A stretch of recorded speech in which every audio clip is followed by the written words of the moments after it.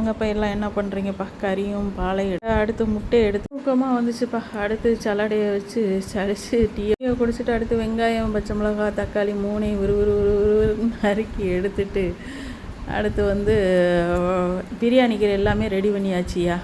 எல்லாம் நறுக்கி அரிசியை தேடி பார்த்தேன், அரிசி கிடைக்கல. அப்புறம் வறுக்கிற பொடி இஞ்சி பூண்டு பேஸ்ட்டு எல்லாத்தையும் விரவி எடுத்து வச்சாச்சு.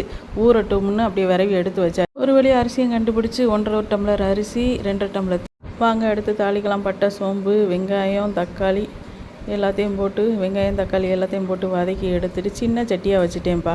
சட்டியாக வச்சதுனால பெரிய சட்டியில் மாற்றி மசாலா எல்லாமே போட்டு வெங்காயம் பச்சை மிளகாய் எல்லாம் அள்ளி போட்டு நெய் ஊறி வச்சான்னு பார்த்தேன். தண்ணி கொதிச்சதுக்கப்புறம் அரிசி போட்டு நல்லா கிளறி விட்டு கொஞ்சோண்டு உப்பையும் போட்டு நல்லா கிளறி விட்டாச்சு.